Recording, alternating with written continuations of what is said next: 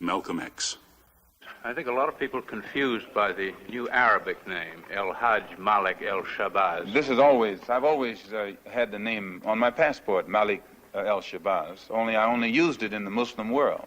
Well, Hajj is a title that is given to any Muslim who makes the pilgrimage to Mecca during the official Hajj season.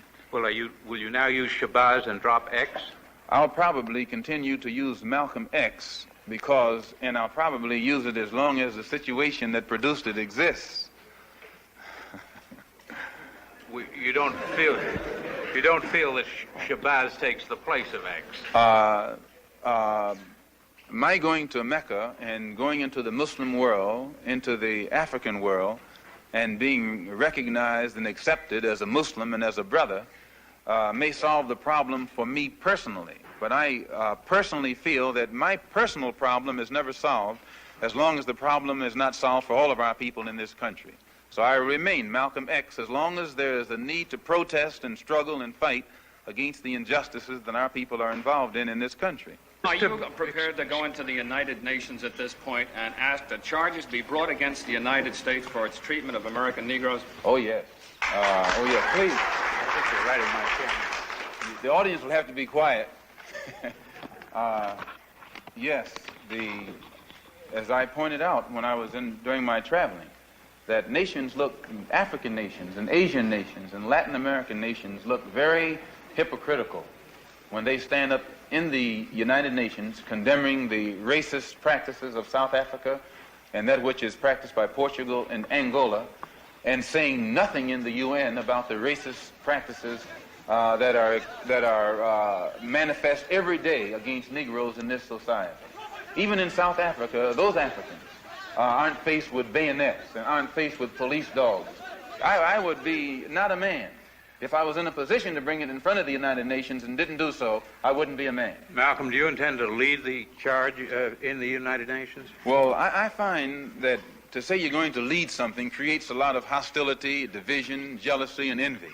I hope to work with any group of leaders or any group of organizations to do whatever is necessary to see that this problem is brought before the United Nations. Have you had any commitments from any nations in Africa to support you in such a move? I would rather not say at this time. But one thing I found in my travels, all of them look upon us as their long-lost brother. You realize the implication is that you have had such commitments when you say... This is your interpretation of what I said. One thing that I found in all of my travels was that all of the Africans, not only the Africans, but the Asians and the Muslims, look upon us as their long-lost brothers. And America had actually tricked many of them into a hands-off policy by giving them the impression that she was honestly trying to do something to solve the problem. My argument over there was designed to prove that it is impossible for the United States government to solve the race problem. It's impossible.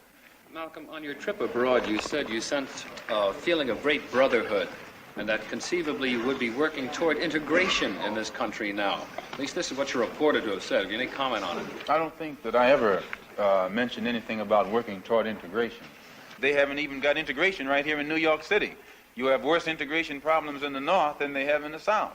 So if it doesn't work if you can't bring about integration in New York City as international, cosmopolitan, up-to-date as it's supposed to be, you will never get integration anywhere else in the country. Are you prepared to work with some of the leaders of the other civil rights organizations? Certainly. We will work with any groups, organizations, or leaders in any way, as long as it's genuinely designed to get results.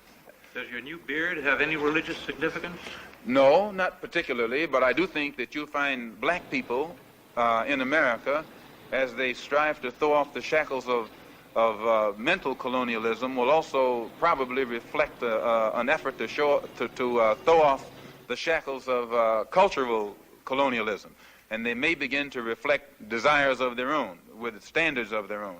Malcolm, your more controversial remarks was a call for black people to get rifles and form rifle clubs sometime back. Do you still favor that for self-defense? I don't see why that should be controversial. I think that if white people found themselves the victim of the same kind of brutality that black people in this country face, and they saw that the government was either unwilling or unable to protect them, that the intelligence on the part of the whites would make them get some rifles and shotguns and protect themselves. Now, Negroes are developing some kind of intellectual maturity too, and they can see that having waited upon the government to protect them has been a wait that has been in vain. So any of them who live in areas where the government is not able to do its job, then we do have to get together and do a job of protecting ourselves. No Negro leaders have fought for